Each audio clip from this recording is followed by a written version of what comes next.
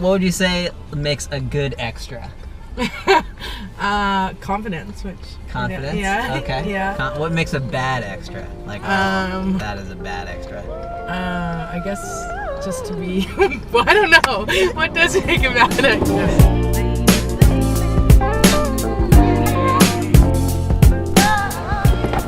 All right, thanks, man.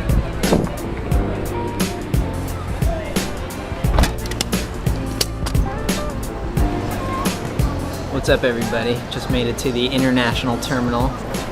The journey to stardom and fame begins right now. Off to Vancouver.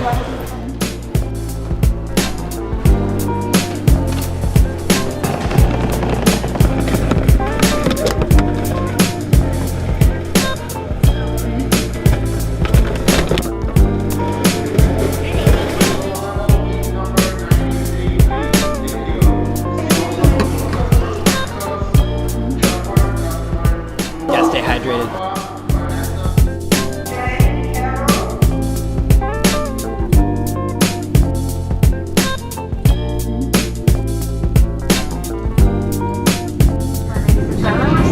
Final approach into Vancouver. Please fasten your seatbelts and refrain from moving about the cabin or using the washrooms for the duration of the flight.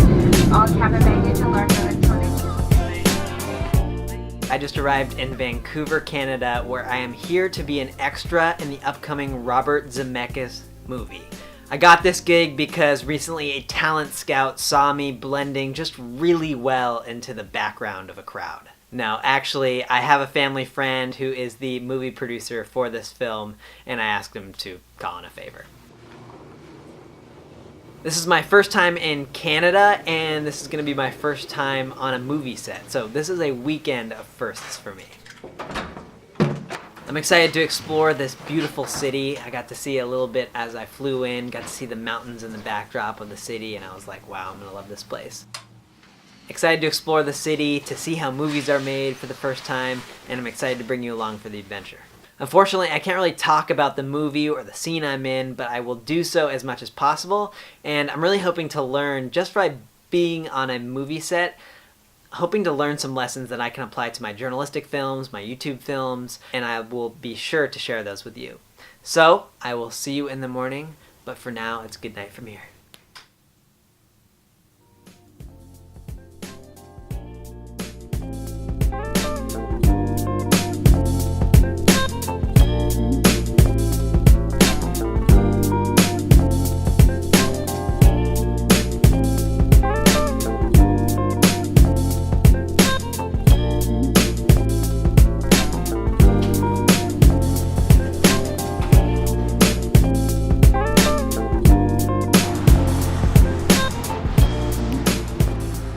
Good morning. Yesterday was super fascinating, super long day. I pretty much got to the set at 10 a.m., got back to the hotel here at 12:30 a.m., but hopefully I got in the background of some scenes. This morning, my call time's not till about 2 in the afternoon, so I'm gonna get a run in here, go see some of the Vancouver sights. It looks like a beautiful day, so let's go check it out. Is Stanley Park this way? If it was me, I'd be going that way. That is a beach.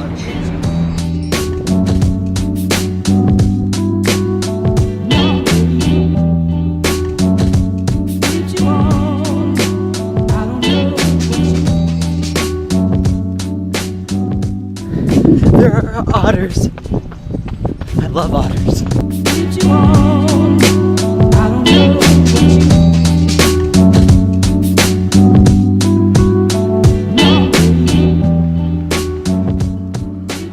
We are now on the city side of the park. Look at the city right here. Pretty lovely. This is one of my favorite type of runs when you get to a new city. And it's just like explore. Like, don't worry about time or your watch. I just love it. Just go out. Just taking everything that's so new. One of my favorite runs. That was a good call on the route. That was awesome. Oh, good. Yeah. Alright, just finished up lunch. Yum. And now I am getting ready to head to the set. I think what we're doing today is a reverse angle of some of the movie scenes we shot yesterday, so they're gonna do everything the same. They were taking photos of us all yesterday so they can try to match exactly what we look like. What's up, everybody? We're on the way to the movie set. I'm here with Claire. She's driving me. Not all extras get a private ride, but when you know the movie producer, sometimes you get the hookup. Claire works on a bunch of movies and TV shows. What makes a bad extra? Like, that is a bad extra. Well, I don't know. What does make a bad extra? I don't know. Stealing food? Does that make Stealing food. Okay, I will be sure not to do that. Don't be boring? Don't be boring. Don't ham it up? Yeah, that's what I would think too. Like, if you're in the background, like, being super aggressive about trying to get on camera. I'm only like slightly aggressive trying to get on camera. Well, you're alright. If anyone out there is ever an extra in the future, now you have a couple tips as well. Okay. Don't know if you can see me, but that's a wrap here. On the second day of shooting, my time is complete as an extra. Amazing experience. I feel like I don't need to be an extra again, but I'm very happy that I came and had the experience and learned a ton. It was fun. I'm excited to see how it turns out. Happy Saturday, everybody. Now I'm on my way just down the street. Coincidentally, one of my best friends, Adam John, who plays for the Columbus Crew in Major League Soccer, is in town to play the Vancouver Whitecaps. So I'm going to see him this morning for a little coffee, and then I'm going to see the game this afternoon. Mr. John! What's up? Yeah. Good to see you. Small world, huh? Legend right here. Oh, you're on a GoPro, Legend. huh? You're on the YouTube channel right now. That's cool, man. What's up, everyone? Adam John, Columbus Crew. How's it going? Good, and you? Good. This is an unexpected yet awesome surprise of the weekend. Thanks for the tickets, Adam. Freddie Montero! It's been effective here in Major League Soccer as Monty sends it in. Oh, and it's a terrific flick! Monty with a long blast. Oh, what a goal! Left for Freddie Montero. Freddie Montero clips it across. In front of Zane! And it's Tony Chenney! Incredible! Coming to you, post-soccer game, ended 2-2. A tie between Columbus Crew, Vancouver Whitecaps. Pretty exciting. Really cool stadium. The second half I got to hang out with my friend Annie, who's in town because she is part of the cast for Sound of Music, and they're in Vancouver right now. Annie, great to see you. And now I'm trying to hail a cab, which I haven't done for probably a decade. You forget how convenient Lyft and Uber really are until you're forced to try to hail a cab. Yes. Hey, how's it going? What's your name? Nitu. Happy Sunday. I am waiting for a shuttle here at Canada Place to head over to the mountains up there. It's starting to rain here, which means it could be a wet and wild mountain running day.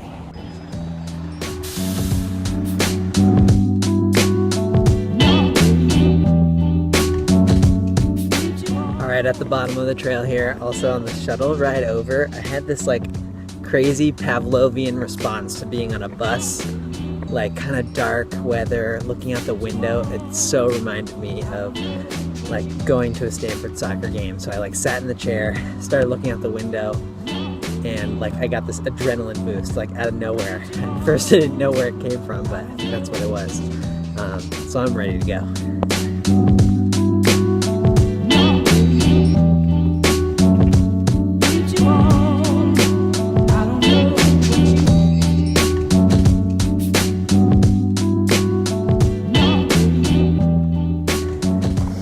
This is like Lord of the Rings right now. Misty, the woods, tree roots coming out of the trail.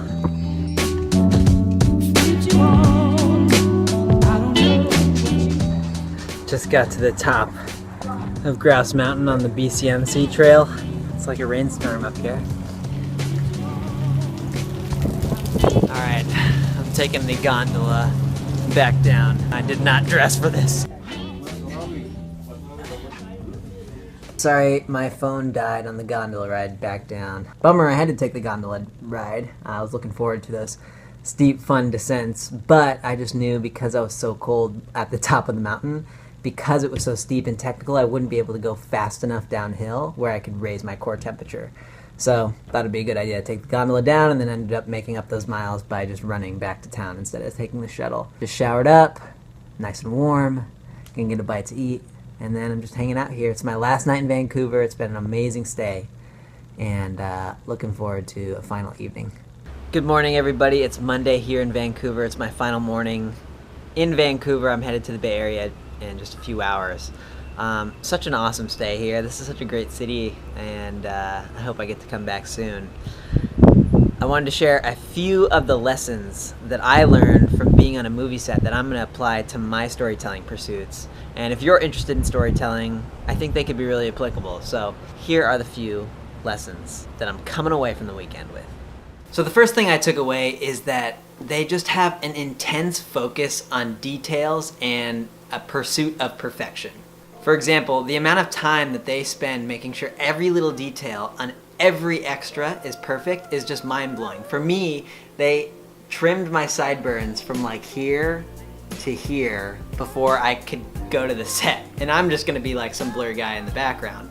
And that was across the board. People who are gonna be like way in the background and probably won't even be seen, they had their shirts lint rolled. I saw one extra who had a beard actually have it colored in with a pen of some sort to make it look completely full. Each woman who had heels on that was near a camera had these little pads put under their shoes so that their heels wouldn't make sound when they hit on the ground.